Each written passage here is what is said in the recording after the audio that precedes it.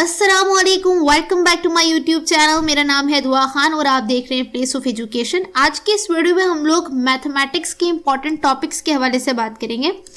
Science category जो कि 22 fab से स्टार्ट होने वाले हैं, साइंस कैटेगरी के पेपर्स एग्ज़ाम्स जो कि SST BPS 16 के हैं और इसमें 20% मैथमेटिक्स है। तो कुछ काफ़ी लोगों की क्वेरी आ रही थी कि भाई कोई इंपॉर्टेंट टॉपिक्स बता दें जो इतने शॉर्ट टाइम पीरियड के अंदर हम लोग कवर कर सकें और जिससे काफ़ी अच्छा प्रिपरेशन हो जाए। तो इस हवाले से आज की वीडियो है और देखते हैं, स्टार्ट करते हैं। वैसे तो मैथमेटिक्स में बहुत सारे चैप्टर्स बहुत ही इम्पॉर्टेंट हैं, लेकिन जो मुझे पास पेपर्स के अकॉर्डिंग लगे और इसके अलावा जो सेकेंडरी स्कूल के एग्ज़ाम्स होते हैं उसमें जो ज़्यादातर क्वेरी आती है, जो MCQs आते हैं, जो पेपर बनता है, उसके अकॉर्डिंग ये आज की वीडियो मैंने कंपोज की है। तो जी ये कुछ चैप्टर्स हैं, factorisation and algebraic expression, matrices, trigonometry और ये रेशो एंड प्रोपोर्शन और बेसिक स्टैटिस्टिक्स। ये कुछ मेजर चैप्टर्स हैं जिसमें से पेपर बनता है, ठीक है जी। लेकिन आज के इस वीडियो में हम सिर्फ टॉप 3 पे बात करेंगे, factorisation and algebraic expression, matrices and trigonometry.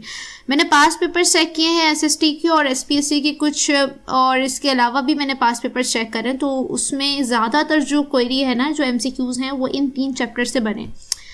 तो स्टार्ट करते हैं। पहले चैप्टर यानी फैक्टराइजेशन की अगर बात करें तो फैक्टराइजेशन में काफ़ी सारी चीज़ें होती हैं, बट आपको अभी फ़िलहाल के लिए कितना आना चाहिए, ये कि आपको फैक्टर्स निकालने आने चाहिए। आपको फैक्टर्स का पता होना चाहिए कि फैक्टर्स क्या होते हैं और किस तरीके से निकाले जाते हैं एक्सप्रेशंस में से। और HCF हाईएस्ट कॉमन फैक्टर को कहते हैं। हाईएस्ट कॉमन फैक्टर क्या होता है, किस तरीके से निकाला जाता है, ये पता होना चाहिए। फैक्टराइजिंग होती क्या है, ठीक है। और इसके अलावा कॉमन फैक्टर्स किस तरह से निकाले जाते हैं, ये आपको पता होना चाहिए। इसके अलावा आपकी जो इम्पॉर्टेंट टॉपिक होता है आपका फैक्टराइजेशन में कि मिडिल टर्म ब्रेक किस तरह से होगी, ठीक है। मिडिल टर्म ब्रेक किस तरह से होती है ये आपको पता होना चाहिए, ठीक है। यहाँ पर इसका एक मैंने छोटा सा मॉडल आपको दिखाया हुआ है, इस तरीके से मिडिल टर्म ब्रेक होती है। अब ये किस तरह होती है, इसका जो पूरा प्रोसेस होता है ये आपको देखना पड़ेगा, बट मैं सिर्फ इसके हाईलाइट आपको बता रही हूँ, इंपॉर्टेंट पॉइंट्स आपको बता रही हूँ।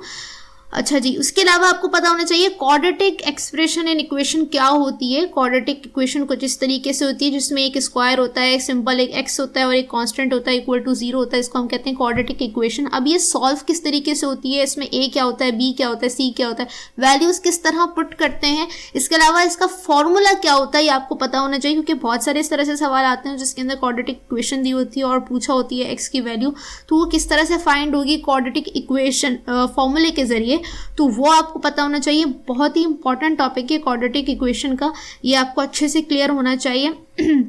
इसके अलावा ये कुछ टर्मिनोलॉजीज हैं, जैसे मोनोनोमियल, बाइनोमियल, ट्राइनोमियल या फिर पोलिनोमियल, ये होती क्या है, ठीक है। सवाल इस तरह से आता है, इस तरह से आपको एक्सप्रेशन दे दी जाती है और पूछा जाता है कि भाई ये बाइनोमियल है, मोनोनोमियल है या पोलिनोमियल है या ट्राइनोमियल है, इस तरह से आपसे पूछा जाता है। इसके अलावा आपको LCM का पता होना चाहिए, वैल्यू दे दी जाती है और पूछा जाता है भाई इसका LCM क्या होगा, और आपके पास ऑप्शंस अवेलेबल होते हैं, आपको फिर इस तरह से सॉल्व करके उसका LCM जो वैल्यू होता है, आउटपुट होता है, आपको वो बताना होता है। तो LCM किस तरह लिया जाता है ये पता होना चाहिए। इसके अलावा आपको डिफरेंस पता होना चाहिए, एक्सप्रेशन किसे कहते हैं और इक्वेशन किसे कहते हैं। जिस तरह यहाँ पर आपको दिख रहा होगा कि विदाउट इक्वल टू यहाँ पर आपको दिख रहा है, ये एक्सप्रेशन है और जिसमें इक्वल टू की साइन होती है वो इक्वेशन कहलाती है। इसके अलावा यहाँ पर आपको कुछ फॉर्मूलाज पता होने चाहिए, जैसे कि डिफरेंस ऑफ क्यूबिक का फॉर्मूला आपको पता होना चाहिए, परफेक्ट स्क्वायर का आपको फॉर्मूला पता होना चाहिए, और ये कुछ और अलजेब्रिक फॉर्मूलाज हैं जो कि मतलब इन पर सारा बेस करता है आपका अलजेब्रा, ठीक है।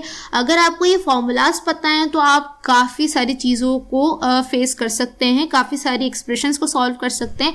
इसके अलावा फॉर्मूलाज आपको इसलिए भी पता होने चाहिए बहुत अच्छे तरीके से, क्योंकि अक्सर MCQs में इस तरह से आपको सवाल दिया जाता है कि for example a - b whole cube किसके इक्वल है। आपको ऑप्शंस में इस तरह से एक्सप्रेशन दे दी जाएगी और आपसे पूछा जाएगा, तो आपको अगर फॉर्मूला सही से याद होगा तो आपके लिए काफ़ी आसानी हो सकती है। ठीक है जी। अगर आप मैथ्स की जो 9-10 की बुक्स हैं उसके अंदर जो आपका अलजेब्रिक का चैप्टर है उसमें भी अगर आप देखें तो काफ़ी सारे एक्सरसाइज में एमसीक्यूज हैं जो कि कुछ इस तरह से हैं कि फॉर्मूलाज दिए हुए हाफ और उसका फुल पूछा हुआ है कि भाई ये किसके इक्वल है, या फिर इस तरह से एक्सप्रेशन दी और पूछा ये किसके इक्वल है, लाइक दिस। ठीक है जी। नेक्स्ट है मैट्राइसिस, बहुत ही इंपॉर्टेंट चैप्टर है। ठीक है।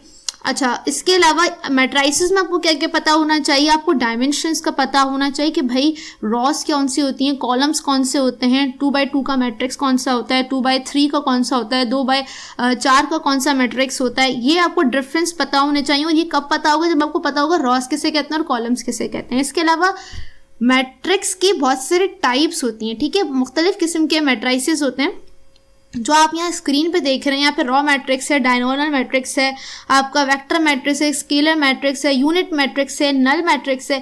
तो इनके डिफरेंस आपको पता होने चाहिए, क्योंकि सवाल इस तरह से आता है कि आपको एक मैट्रिक्स दे दिया जाता है और ऑप्शन में आपके पास इस तरह से होता है कि भाई ये स्केलर मैट्रिक्स है, जीरो मैट्रिक्स है या नल मैट्रिक्स है, ये कौन सा मैट्रिक्स है, ये आपको बताना है। तो अगर आपको डिफरेंस पता होगा तो आपको इससे काफ़ी ज़्यादा हेल्प मिलने वाली है। ठीक है जी। इसके अलावा मैट्रिक्स के चैप्टर में आपको मैट्रिक्स का ट्रांसपोज पता होना चाहिए कि भाई ट्रांसपोज कैसे करते हैं, कि मतलब यहाँ पर आपके पास एक मैट्रिक्स अवेलेबल होगा और उसका ट्रांसपोज आपको बोला हुआ होगा तो वो किस तरह निकलता है कि रॉज आपकी कॉलम्स में कन्वर्ट हो जाती हैं और कॉलम्स रॉज में कन्वर्ट हो जाते हैं। इस तरह से आपको क्या होता है, ट्रांसपोज निकलता है। तो इसका कॉन्सेप्ट आपको क्लियर होना चाहिए। इसके अलावा इनवर्स ऑफ मैट्रिक्स, ठीक है, इनवर्स कैसे निकालते हैं किसी स्पेसिफिक मैट्रिक्स का, ठीक है जी, ये पता होना चाहिए। इसका फॉर्मूला पता होना चाहिए इनवर्स ऑफ मैट्रिक्स का। इसके अलावा मैट्रिक्स के दो मैट्रिक्स आपको दे दिए जाएं और मल्टीप्लिकेशन पूछी जाए, या कोई इस तरह की आपके पास एक्सप्रेशन दे दी जाए जिसमें different more than one matrix हो, उसकी मल्टीप्लिकेशन करनी पड़े, तो आपको बेसिकली आपको ये तो पता होना चाहिए कि मल्टीप्लिकेशन किस तरह होती है। कि पहले आपका फॉर एग्जांपल के एक आपकी जो पहली रो होती है वो सारे कॉलम से मल्टीप्लाई होती है, फिर दूसरी रो सारे कॉलम से मल्टीप्लाई होती है। ये रूल आपको पता होना चाहिए। इसके अलावा आपको एडिशन किस तरह से करेंगे दो मैट्रिक्स के दरमियान, सब्ट्रैक्शन किस तरीके से करेंगे दो मैट्रिक्स के दरमियान, काफ़ी इंपॉर्टेंट चीज़ें हैं ये इस चैप्टर के हवाले से जो आपको काफ़ी हेल्प करेंगे पेपर्स के अंदर एमसीक्यू सॉल्व करने में। अच्छा, उसके बाद थर्ड चैप्टर है ट्रिग्नोमेट्री। ठीक है, बहुत बड़ा चैप्टर है ये, बहुत बड़ा चैप्टर है। ठीक है, लेकिन बेसिक इंपॉर्टेंट पॉइंट्स अगर पता होंगे, जैसे कि मिसाल के तौर पे अगर किसी को कोई मैथ पढ़ता ही नहीं है, ठीक है, किसी को आती ही नहीं है, इंटरेस्ट ही नहीं है, बट पेपर्स के लिए ऐसा होता है कि पढ़ना पड़ता है, तो वहाँ पर ये कुछ चीज़ें ऐसी हैं अगर पता होंगी तो काफ़ी हेल्प मिलेगी। जैसे कि ये चार्ट है एक, ठीक है, ट्रिग्नोमेट्री में काफ़ी इंपॉर्टेंट चार्ट है जिससे हम डिफरेंट अपनी जो एक्सप्रेशंस होती हैं, ट्रिग्नोमेट्रिक एक्सप्रेशंस होती हैं, इक्वेशंस होती हैं, उनको सॉल्व करते हैं। ठीक है, तो यहाँ पर आपको ये पता होना चाहिए, एमसीक्यूज में अक्सर आता है कि भाई sin 30 किसके इक्वल होता है या cos 45 किसके इक्वल होता है। ये वैल्यूज़ जो होती है ना ये आपको याद करनी पड़ेंगी। ठीक है, इसके अलावा ये जो है ना ये एक्स एक्सिस वाई एक्सिस ये आपको पता होना चाहिए। क्वाड्रेंट, 4 क्वाड्रेंट होते हैं। अब कौन से क्वाड्रेंट में कॉस जो है वो पॉजिटिव होता है, साइन किस में नेगेटिव होता है, किस में कॉस पॉजिटिव होता है, किस में साइन नेगेटिव पॉजिटिव होता है, ये आपको डिफरेंसेस के थोड़े बहुत लिटिल बिट आपको पता होने चाहिए। इसके अलावा ट्रिग्नोमेट्रिक फार्मूलाज आपको काफ़ी हेल्प करते हैं। जैसे फॉर एग्जांपल ये फार्मूला जो टॉप पे आप देख रहे हैं ना स्क्रीन पे, ये अक्सर पूछा जाता है कि भाई sine square plus cos square किसके इक्विवेलेंट होता है, तो वो 1 के इक्विवेलेंट होता है। इस तरह से सवाल आता है। ठीक है, पाइथागोरस थ्योरम के बारे में पता होना चाहिए। एंड इसके अलावा ये इसके मज़ीद फार्मूलाज हैं ट्रिग्नोमेट्रिक इक्वेशंस को सॉल्व करने के लिए जो कुछ इंपॉर्टेंट हैं। जैसे सवाल आपको इस तरह से दिया जाता है कि ये हाफ पोर्शन आपको दे दिया जाएगा और फिर ये आपसे पूछा जाएगा किसके इक्विवेलेंट है। इस तरह से कुछ इंपॉर्टेंट आप याद कर लीजिएगा। इसके अलावा थोड़ी बहुत जो ट्रिग्नोमेट्रिक इक्वेशंस होती हैं ना उनको सॉल्व करने की थोड़ी बहुत ट्रिक आपको पता होनी चाहिए, ताकि अगर कुछ इस तरह का, क्योंकि एग्ज़ाम में एमसीक्यूज होते हैं और इतना टाइम नहीं होता तो इसलिए बहुत बड़ी बड़ी इक्वेशंस नहीं दी जाती हैं, छोटी छोटी इक्वेशंस दी जाती हैं।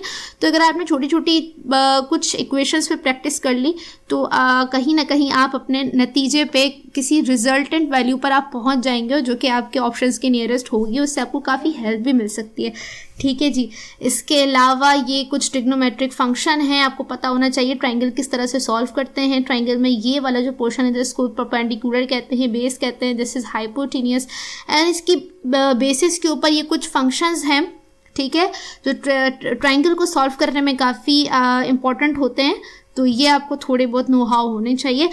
तो आज के लिए फ़िलहाल इतना ही। आई होप वीडियो आपके लिए काफ़ी हेल्पफुल रही होगी, और अपने सर्किल में प्लीज़ इसको ज़रूर शेयर करिएगा, और चैनल पर नए तो इसको सब्सक्राइब करें। इंशाल्लाह मेरी कोशिश है कि कुछ अदर चैप्टर्स पे भी इंपॉर्टेंट पॉइंट्स आपको बताऊं। मिलते हैं नेक्स्ट वीडियो में, अपना ख्याल रखिएगा। अल्लाह हाफिज़।